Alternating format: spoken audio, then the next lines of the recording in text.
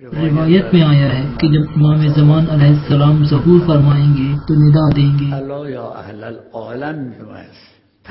یعنی تمام عالم کو صدا دیں گے، اور ان کی یہ آواز بغیر کسی وسیلے کے ہر کسی کو سنائی دے گی، اور ہر کسی کو اس کی اپنی زبان میں ہی سنائی دی جائے گی۔ یہاں عالم یعنی کائنات محض 5 بر اعظم تک محدود نہیں، وہ ندا کیا ہوگی، امام کیا فرمائیں گے؟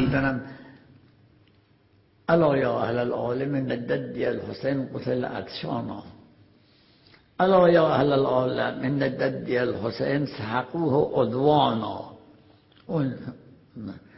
به هر کسی باللغت خودش، یعنی اے اہل عالم، میرے جد حسین کو پیاسا قتل کر دیا گیا۔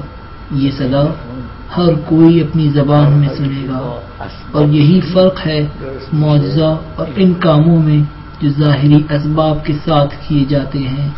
لہذا اگر کسی کو غیبت اور ظہور کے متعلق معرفت حاصل ہو جائے تو اس کی سمجھ میں آ جائے گا کہ غیبت امام یعنی ہم ان کو نہیں دیکھ سکتے، لیکن امام ہم کو دیکھ سکتے ہیں۔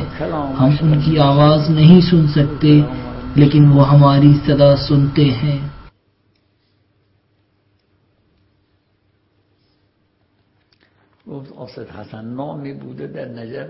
نجف میں ایک استاد تھے سید حسن نام کے۔ ایک مرتبہ ان کے حالات دگرگون ہو گئے اور مالی تنگ دستی میں پھنس گئے۔ وہ کہتے ہیں کہ میں نے امام کو عریضہ لکھنا شروع کیا۔ 40 دن تک اس عریضے میں ایک ہی بات لکھتا رہا۔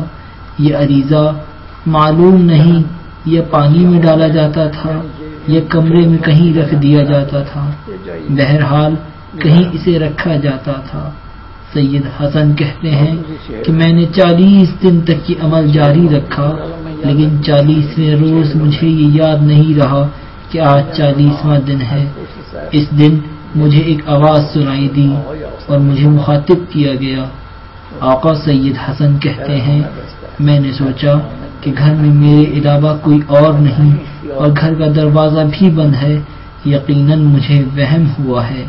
تھوڑی دیر بعد مجھے دوبارہ آواز آئی اور اس مرتبہ میرے والد کے نام کے ساتھ آئی، مثلاً آقا سید حسن ابن سید حسن۔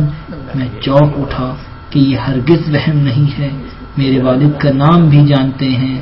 میں نے ادھر ادھر دیکھا لیکن کوئی نظر نہیں آ رہا تھا، مگر یہ آواز دوبارہ آئی کہ تم یہ گمان کرتے ہو کہ ہم تمہارے حالات سے باخبر نہیں ہیں، تم یہ سوچتے ہو کہ ہمیں یہ نہیں معلوم کہ تم کن حالات و مشکلات سے دوچار ہو۔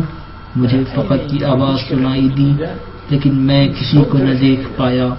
میں نے جیسے ہی یہ سنا کہ تم کیا سوچتے ہو کہ ہم تمہارے حالات سے باخبر نہیں، تو مجھے ایسا لگا جیسے گویا میری حاجت پوری ہو گئی، جیسے کوئی مجھے مشکل تھی ہی نہیں۔ ظاہر ان کی یعنی آئمہ کی حقیقت تو یہ ہے، یعنی اے خدا تجھ میں اور آئمہ میں یہی فرق ہے کہ وہ تیرے بندے ہیں، اور بس خدا ہی جانتا ہے کہ آئمہ مبدا علی کے ساتھ کیا خصوصیات رکھتے ہیں، اور ان کا امتیاز اور خصوصیت سوائے اس کے کچھ نہیں، وہ تیرے بندے ہیں۔ میں کیا بتاؤں، ہماری معرفت میں کمی ہے، ورنہ وہ تو ہمیں دیکھتے ہیں۔ بس کتنا فرق ہے ان لوگوں میں جو امام کو حاضر و ناظر سمجھتے ہیں اور اس گروہ میں جو یہ کہتا ہے کہ ابھی کچھ نہیں ہے، خدا جب بدلنا چاہے گا اسی وقت امام کو پیدا کرے گا۔ وہ یہ نہیں مانتے کہ خدا ہزاروں سال سے انہیں اس وقت تک محفوظ رکھ سکتا ہے۔ اس کا کہنا یہ ہے کہ امام حی موجود نہیں ہیں، یعنی ابھی دنیا میں نہیں آئے ہیں۔ اہل سنت کے شاید اکثر علماء اس روایت کو تو صحیح مانتے ہیں لیکن امام کو زندہ حقیقت نہیں مانتے۔ بہرحال ظاہری طور پر ہمارے اپنے کاموں میں ہی خرابی ہے۔